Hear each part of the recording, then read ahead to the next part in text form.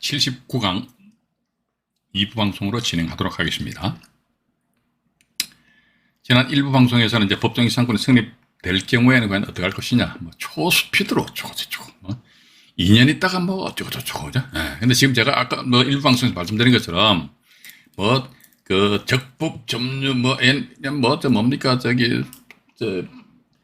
치료는 이게 부당이다, 반환 성격이다. 그게 용어에 너무 집착하지 마세요. 이거 막 필기하시면 안 돼요. 들으시고, 이런 그냥, 감만 잡고 이해를 하시면 돼요. 그죠?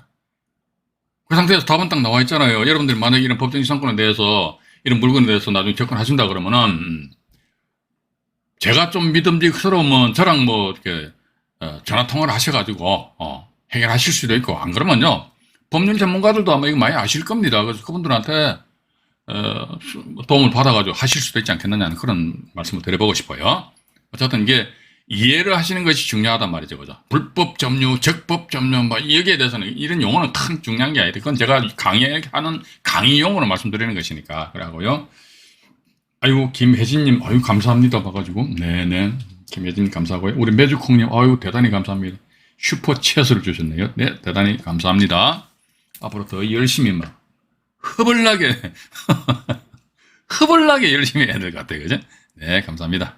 그래서 법정지상권이 대체적으로 성립되지 않는 경우가 많습니다. 그러면요, 이게 건물 철거 및 토지인도 청구 가처분이잖아요. 그죠? 이것도 제가 그림을 살포시 그려가지고 말씀을 한번 드려볼게요.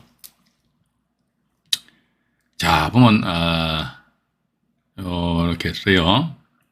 A가 있고, 지상 건물이 A입니다. 갑이라는 사람이 땅과 건물에 대해서 저당권을 설정했습니다. 네. 저당권 설정했고, 이 상태에서 건물 멸실하고 새로운 건물을 신축해 버렸습니다. 네. 그러다 보니까 여전히 땅은 A인데 지상의 건물은 구 건물과는 통일성을 결여하는 새로운 건물이 떡하니 들어있는 상태에서 갑이라는 사람이 토지를 경매 신청하니까 B라는 사람이 낙찰을 받고 여전히 이렇게 됐단 말이죠. 이렇게. 근데 보면은 이건 제가 전에 일부 방송에서 말씀드렸습니다. 법정지상권 성립 요건 중에 하나인 단독저당인데 갑이 이게 토지 건물을 같이 담보자였기 때문에 일단 우리는 공동저당으로 보자. 그럼 따라서 이런 게 법정지상권 성립 안 된다 이거죠. 그러니까 법정지상권 성립되지 않을 경우 어떻게 한다 그러면 B는 뭐죠? B는 A 명의에 대해서 가처분 등기를 한다고 그랬잖아요. 그죠? 이게 제가 말씀 안 드렸습니까? 가처분 등기 한다고 그러니까, 이 사람이 A가 자기 손으로 지 건물 보존 등기 안 하면 어쩔 낀데, 그때부터 머리 아파요. 그죠? 예. 그러니까 A가 지가 지 손으로 보존 등기 안 한다. 이랬을 적에 내가 땅을 낙찰 받은 상태에서 지상 건물을 건물주 저 인간이 말이지 자기 손으로 등기 안 한다. 이랬을 적에 내가 토지 낙찰 받은 내가 어떻게 건물에 대해서 대위에 의한 보존 등기 할 수 있는 방법이 있는 거, 그거 먼저 알아보시고, 아마 대위에 의한 보존 등기 할 수 있는 방법이 있을 것 같습니다. 그래서 만약에 이건 A 명의 등기가 되었다 하더라. 그러면, 이때는 이게 첫 번째, 이거 나옵니다. 예. 건물 철거하고 있잖아. 토지 인도 청구 가처분, 등기를 해야 됩니다. 여기다가 B는 A 요 건물에 돼가지고, 요거 하나 있고요. 또 두 번째 보니까, 두 번째는 또 있냐? 그러니까 이제 건물 철거 소송입니다. 당연하잖아요. 봐가지고. 이제 여기 보시니까 이 지상 건물은 땅을 사용할 그런 권리가 없어요. B가 낙찰받았고 A 명의로 보존 등기됐으니까 B는 A 건물에 대해서 이렇게 가처분 등기했고, 그 다음에 두 번째 A는 B를 상대해서 너는 법정지상권 성립 안 되잖아. 안 되기 때문에 건물 부숴! 건물 철거 소송을 제기하고, 또 세 번째가 뭐냐 그러니까 이제 불법 점유잖아요. 어쨌든 당신이 A입니다. A 당신은 말이지 내 땅을 사용할 그런 권리가 없어. 법정지상권이. 왜냐면 법정지상권 권리가 없으니까. 그죠? 당신의 건물은 내 땅에 존재를 할 그런 근거가 없는 거야. 존재 이유가 없어요. 존재 이유가 없는데 어떻게 당신이 말이지 내 땅을 계속 깔고 앉아있냔 말이죠. 깔고 앉아있다는 것보다 이게 점유는 점유인데 무슨 점유다 이게? 우리 이거 분명히 기억하셔야 됩니다. 불법 점유잖아. 불법. 적법, 불법 둘 중에 하나잖아요. 불법 점유니까 나는 있잖아. B입니다. 당신을 인해가지고 당신의 불법 점유, 불법 행위를 내가 뭘 입어버렸어? 이건 이제 건물 철거 소송은 이제 법정 시상권과 관련된 건데, 세 번째가 뭔 말이죠? 뭘 입어버려서 이게, 손해를 입었기 때문에 손해배상 청구 소송을 제기한다 해가지고 아마 다음 3번에도 그게 나올 겁니다. 그 건물 철거는 당연히 법정 시상권이 성립되지 않으니까 당연히 건물 철거 소송 제기해야 될 것이고. 3번 나와 있죠. 불법 점유를 원인으로 한 손해배상 청구 소송을 제기한다는 것이. 이것만 하면 되느냐? 그건 아니거든요. 그럼 네 번째 뭐냐? 그러니까 네 번째 또 있어요. 예. 이게 어려운 게 아닙니다. 여러분들 천천히 하면서 생각을 해보시면 된단 말이에요. 예. 성립이 안 되지, 안 됐을 적에 건물주, 저 사람 말에 지 마음대로 건물에 대해서 뭔가 우저저저 하고 대비하고 가처분은 딱 되는 가처분은. 가처분 해놓고 나서, 야, 보니까 지상 건물엔 땅을 사용 못하지. 그러면, 따라서 건물 부숴라. 철거 소송해야겠네. 예. 야, 근데 건물이 폼나네? 그럼 어떡하지? 예. 너의 점유는 불법 점유지. 불법 점유, 너의 불법 행위를 내가 손해를 입었지. 손해배웠으니까 손해배상 해놔. 예? 따라서 손해배상 청구 소송하고. 네 번째 어떡하냐 보니까, 보니까 말이죠. 이게 건물에, 있는데, 이 보니까 막, 이게, 철거 소송까지 다 했는데 보니까 이게 막 덕지, 뭐, 점유자들이 맞지, 점유자들이, 수인의 점유자들이 있는 거예요. 근데 봐가 건물 철거 소송했다는 것은 말 그대로 법원으로부터 그런 철거 판결이 났다 그러면 마음만 못하고 확 건물 부수는 거 아닙니까? 그죠? 요 몇 해 전인가 보니까 서울 2호선 교대역 근방에 말이죠. 아마 경매해 보신 분들은 그 사진 보셨을 겁니다. 그것도 이제 빌딩이더라고, 빌딩인데 반을 정확하게 다 잘라버렸더라고. 이게 이제 법정 시상권 관련해가지고요. 그 사진 보신 분들도 계실 겁니다. 예. 그래서 건물 부순다, 건물 부수려고 딱 현장가 보니까, 아이고야, 사람이 살고 앉아있네. 이 사람이 살고 앉아있다 하면 사람이 살고 앉아있는 상태에서 포크레인 가지고 푹 할 수 없는 거 아닙니까? 그죠? 이랬을 때 보니까 어떤 면에서 B 입장에서 말이죠. B의 상대는 A입니다. 또 A의 상대는 B예요. B의 상대는 이 점유자들 아닙니다. 점유자들과 A와의 관계지. 근데 또 불구하고 B는 말이죠. 점유자에 돼가지고, 야, 너 좀 꺼져줄래? 나가라. 나가! 너네들 나가야지만, 자, 보십시오. 나가야지만 내가 건물 철거할 수 있단 말이에요. 이게 대법원 판결입니다. 그래서 아마 판결 사건 번호도 아마 표시되어 있을 겁니다. 여기 나와 있잖아요. 그죠? 또 보시니까. 법정 지상권을 가지지 못하는 건물에 대한 점유자입니다. 예, 건물 점유자에 대한 명도 집행은 요 대법원 2010다 43,801호. 이것도, 에 의한 명도 집행이 가능하다. 일단 쫓아내야 된다. 자, 여기서 지금 우리가 안 그랬습니까? 항상 이게 법원 경면에 저는 그렇게 봅니다. 공격과 방어 이렇게 보는데요. 어떤 사람이 불리하다니까 절대적으로 불리한 건 아닙니다. 불리한 건 법리적으로 불리한 거야. 근데 사실적인 측면에서는 불리하지 않은 그런 경우가 발생될 수도 있다는 겁니다. 또 이제 우리가 예를 들자면 이게 이 땅을 B라는 사람이 낙찰을 받았거든요. 지상에 건물이 있는데 이 건물에 대해서 어떤 예를 들자면, 야, 너 건물 철거해! 해가지고 가처분을 했거든요, 가처분. 가처분을 했고 하니까 B 입장에서 봐가지고, 야, 이 지상 건물은 말이지 땅을 사용 못하지. 요거 잘 들어보세요. 지상 건물은 땅을 사용하지 못하는 거야. 사용하지 못하기 때문에 내가, 가도 말이지, 가처분까지 해버렸어. 또 철거 소송하고 이거 다 했겠죠, 뭐. 내가 이거 다 했거든? 해가지고 손해배상 청구 소송 한 상태에서 법원으로부터 판결문 받아가지고 이 건물에 대해서 강제경매를 떡하니 붙인단 말이야. 강제경매 또 붙이니까 이 건물은 말이지 나 말고는 죽었다 깨달아도 이건 누가 들어가서 낙찰 못 받아. 이렇게 B라는 분이 이렇게 생각하시면 큰 착각이고 큰 오산입니다. 그러니까 제가 말씀 안 드렸습니까? 이게 법리적인 측면 좋아요. 근데 법리적인 측면을 뛰어넘는 사실적인 측면에서 가지고는 어떤 면에서 보면 지상 건물의 소유자가 A란 말이죠. 근데 이 사람은요 땅을 사용할 그런 권리가 없어요. 법리적인 측면에서 있어서. 그러면 어떤 면에서 보면 B가 대단히 유리하고 A는 상당히 불리할 거 아닙니까? 그죠? 예. 그런데 오히려 역전대가 A가 큰 소리 치니까 B가 왜 그래? 이렇게 할 여지가 없지 않아 있을 수 있다는 겁니다. 우리가 이거 하나 말씀드릴게요. 자, B라는 분이 말이죠. A 건물에 대해서 가처분을 했어요. 가처분. 예? 가처분을 했단 말이죠. 가처분이라는 것은요. 한마디로 보전하는 행위입니다.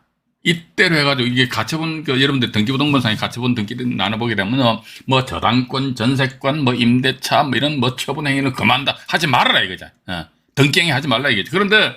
그런데 또 불구하고 뒤에 보니까 점유자들이 막 들어와 있어요. 뭐야, 바로 점유자들 들어와 있잖아요. 그럼 이 사람들은 어떻게 보면 상대적으로 자기보다 앞서 등기된 이 가처분권자한테는요, 대항을 못해요.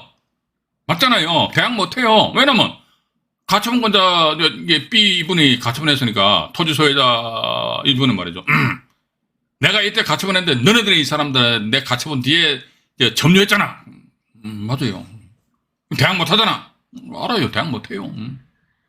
근데 현실적으로 봐가지고 이 B라는 사람 입장에 봐가지고 말이지 이게 하다 안 돼가지고 건물 철거한다 그러면 이 사람들 내 보내야 되니까 이게 요걸 우리가 글쎄 앞으로 저도 이런 걸 많이 고민을 해야겠습니다만은 이게 뭐 법리적인 측면하고 법과 사실입니다. 사실적인 측면에서 가지고 과연 이게 법률적인 측면에서는 이게 절대적으로 이게 불리하지만 그런 사실적인 측면에 놓고 보게 되면은 오히려 더 이 토지 소유자가 더 불리한 그런 경우가 발생될 여지가 없지 않아 있을 수도 있다. 그럼 제가 또 여기서 하나 이 말씀 하나 드릴게요. 제가 이 말씀 드렸는데 제가 저번에 한번 보니까 영상물 방송하고 나서 보니까 그 물건의 이해 당사자분이 저한테 전화 주셔가지고 말이지 막 시청자들한테 선동을 한다고 하는데 이거 저 선동하는 거 아닙니다.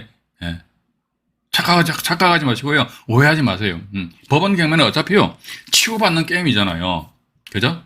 우리가 단순하게 말이지 그냥 말소 기준 권리보다 앞에 인수 뒤에 소멸 그거는 법원 경매 축에도 못 낀다니까. 그런 건 법원 경매 아니에요. 그럼 제가 볼 때는 예를 들어 지분 경매나 법정 지상권 같은 게 어떻게 보면 수싸움이거든요. 그럼 제가 좋습니다. 말씀드릴게요. 이건 선동하는 게 아닙니다. 자꾸 선동한다 이렇게 이야기했으면 저도 제가 앞으로 입을 닫아버리려고 해요. 제가. 진짜입니다. 그래서 만약에 그런 그 말씀들이 나온다고 우리 시청하시는 분들이 저한테 힘을 좀 주셔야 돼요. 이게 선동하는 게 아니고 제가 뭐 여러분들 선동해가지고 뭐 무슨 이득이 발생되겠습니까? 유튜브 해가지고 한 달에 수천만 원 수익 발생되는 줄 압니까? 아니에요, 봐가지고. 막걸리가 한두 병 정도 봅니다. 큰 수익도 없어요, 봐가지고. 자, 그럼요, 보시죠. 여기 보시니까, 저기 보면 지상에 건물이 있잖아요. B라는 사람이 낙찰을 받았거든요.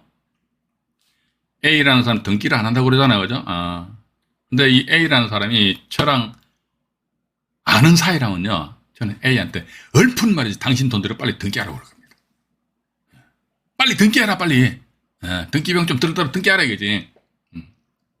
앉아서 당할 수 없다는 게 우리가 제가 분명히 말씀드렸습니다. 공격과 방어고요. 수싸움입니다. 머리 싸움이에요. 그러니까 얼른 빨리 당신 명의로 게임 네 명의로 건물 등기하래 등기. 왜 일단 등기부터 해 이 사람아 말 좀 들어. 등기했어요. 근데 B 입장에 봐가지고 이렇게 하는 거죠. 왜냐면요 이 A 명의로 등기하는 시점 언제나 이거 보십시오. 여기 자 토지가 A고 건물이 이렇게 A잖아요, 그죠? 이 상태에서 건물 멸시를 하고 나서 새로운 건물을 이렇게 신축했잖아요. 그죠? A가 있고 뚝 올라와 버렸네. 이 상태에서 이제 토지가 경매가 넘어왔잖아요. 그죠? 토지가 경매 넘어가 B가 토지를 낙찰받을 즈음에 B가 토지 낙찰 받았다 해가지고 막 바로 그저 뭡니까? 오늘 낙찰 받았다 해가 내일 대금 납부하고 등기하는 건 아니잖아요. 그죠? 약 한 달 어떤 말미가 주어진다고. 그러면 여기 A 입장에서 봐가지고 말이야. 이때 경매 진행 중에는 보존 등기할 필요 없어요. 요거 법정 지상권 관련해서 앞으로 투자하실 분들 제 말씀 잘 들으셔야 됩니다. 예. 이건 제가 사기치는 것도 아니고 선동하는 것도 아니고 절대적으로 그런 악의적인 내용이 없기 때문에 자칫 잘못하면 내가 당한다는 거죠. 그죠? 서로가 당할 수 있다는 거야. 이렇게 지금 제가 이런 말씀드리는 것은요. B 토지 낙찰 받으신 분이 낭패를 볼 여지가 없지 않아 있다는 겁니다. 무슨 소리 하는 거야? 뭐가 지상 건물이 법정 지상권 성립 안 되는, 성립 안 되지요. 성립 안 되는데도 불구하고 뭐 이게 건물 소유자한테 당할 수도 있다니까. 그러니까 B 토지 낙찰자 입장에서 뭐 이거 제 말씀 단디 잘 들으셔야 돼요. 그러면 토지가 경매 진행 중인데 이때까지 나 등기하면 안 돼요. 건물 소유자는 상태에서 쫙 진행되다 B가 토지를 오늘 만에 낙찰 받았다면 내일 당장 등기해버려. 건물을. 등기한다면 어떻게 한다더라 그러면 A는 말 그대로 B의 수를 잃는 거 아닙니까? 분명히 B는 말이지 나에 돼가지고 가처분할 것이고 철거 소송할 것이고 손배 소송할 것이고 또 여기 점유자가 있습니다. 강제 퇴거 집행하겠지? 알았어. 그럼 봐가지고 너 나가서 이 사람이 손해배상 청구 소송 제기한 것은 왜 손해배상 청구 소송 제기했을까? 실질적으로 건물 철거 소송 제기했다 할지라도 건물 철거의 실익이 없는 게 있잖아요. 봐가지고 건물 아주 폼나게 지어놨는데 말이지 단지 법리적으로 건물은 땅을 사용하는 그런 권리가 없으니까 건물 부숴라 이런 무식한 사람 없어요. 봐가지고 그죠? 그럼 뭐 또 3번 해가지고 이게 손해배상 소송 제기하는 이유가 뭐냐니까.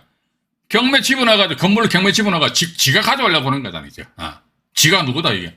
토지 낙찰자입니다. 예. 그거는 이제 B가 이제, A라는 사람이 이제 딱 읽은 거예요. 제가 분명히 요렇게 나갈 것이다. 그러면, B가 A에 대해서 이렇게 한다는 걸 예상하고 이제 A가 B에 대해서 이제 어떤 식으로 한다. 첫 번째. 예. 소설 쓰는 거 아닙니다, 이건. 건물에 대해서 얼른 보존등기 해보라. 보존등기. 두 번째. 보존등기 A 명의로 보존등기 됐잖아요. 보존등기 됐으니까 그 다음에 건물에 대해서 뭘 한다더라. 직거니까 뭐가 선순위에 가등기 설정해버려요. 세 번째 뭐다. 선순위에 가등기가 그 다음에 전세권 설정해버려. 전세권 그죠? 전세권 설정해버려요. 자 그럼 이거 왜 건물 보존등기에 의한 가등기 전세권 이거 설정하는 이것도 보면 가짜라면 안 되지. 제가 여기서 가짜란다 하라는 것이 선동하는 거 아닙니까? 진짜 가등기 하라니까요. 전세권도 진짜 전세권 받고 전세권 설정도 보면 원래 전세권의 성립 요건이 세 가지가 있잖아요. 첫 번째 뭡니까? 전세권을 설정한다는 물권적 합의가 있어야 되고 두 번째 뭐죠? 전세권 등기를 해야 되고 세 번째 전세금이 왔다 갔다 해야 돼. 이 세 가지 요건이 성립 다 돼야지만 전세권이 성립된단 말이죠. 근데 등기만 덜렁돼 있고 나중에 어떤 다툼 분쟁이 일어나가지고 야 그럼 당신 입금증 있어? 없는데 아웃돼 버린다니까요. 성립 요건 세 가지인데 그중에서 전세금을 지급해야 된다. 지급한 그 증거가 없잖아요. 그죠? 그렇기 때문에 그런 거 딱 세팅 다 해놔야 된다. 그죠? 해놓은 상태에서 그 상태에서 그러면 A 명의의 건물 있잖아요. A 명의 건물 요건 일단 분석해보자. 입니다. 손을 쭉 꺼요. 꺼가지고 여기 보니까 최선순위의 A 명의로 지가 보존 등기를 하고 이것도 뭐냐 B가 낙찰받고 난 그 다음날 A가 보존 등기한 상태에서 따다닥 하는 거예요. 다음에 가등기하고 그 다음에 이 전세권 전부 다 이거 가짜 아닙니다. 이거 자꾸 이게 가짜로 하라고 하면 이게 선동하는 거야. 가짜가 아니라니까요. 진짜라니까요.